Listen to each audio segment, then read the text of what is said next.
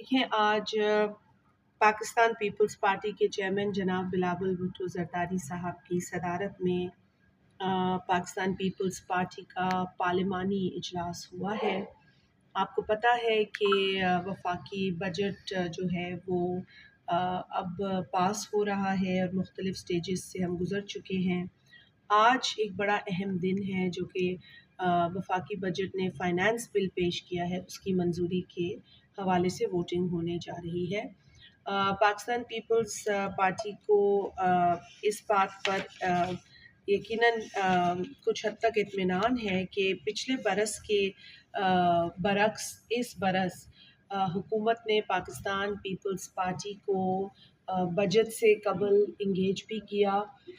कुछ चीज़ों पर पाकिस्तान पीपल्स पार्टी की जो तजावीज़ थी वो इनकॉर्पोरेट की गई। कुछ चीज़ें थीं जिस पर अभी भी तशनगी है और हम चाहते हैं कि उनको भी हुकूमत एड्रेस करे।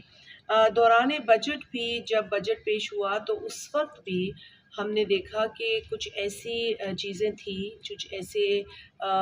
कुछ ऐसे इश्यूज़ थे जो कि पीपल्स पार्टी के लिए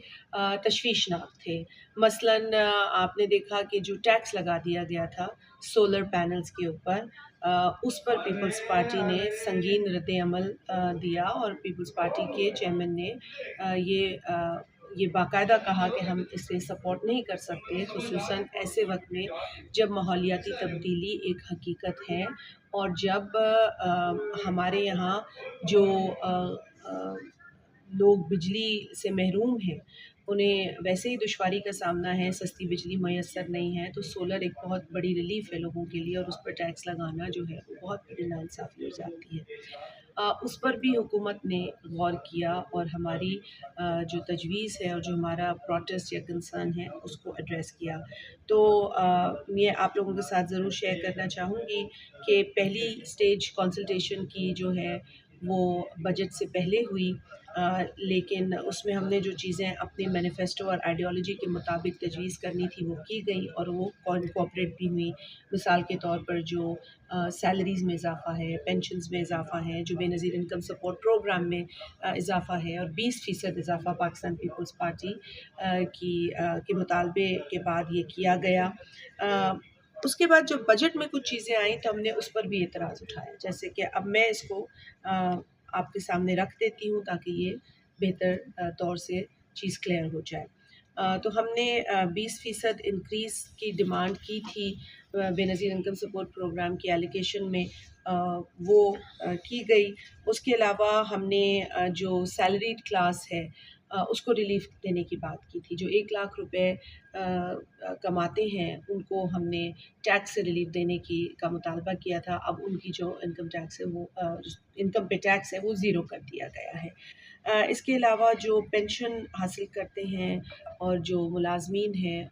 इस दौर में गो कि हमें पता है कि महंगाई उस तरह नहीं बढ़ रही है जो पहले एक बहुत बड़ा इशू था और इस हुकूमत ने कुछ कोशिश करके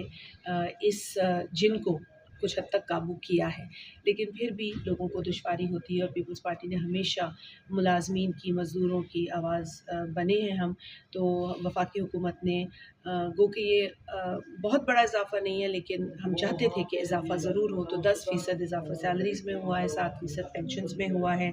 इसके साथ-साथ जो सोलर टैक्स लगाया गया था, सोलर पैनल्स पे टैक्स लगाया गया था, जैसे मैंने आपको बताया कि वो तो बजट पेश होने के बाद भी हमने देखा तो हमने कहा कि ये तो मुमकिन नहीं है कि हम सपोर्ट करें, तो उसको 50% कम कर दिया गया है। इसी तरीके से सिंध हुकूमत ने एक एतराज़ उठाया था बजट के ही दौरान कि उनके साथ जो वादा किया गया था एजीसी की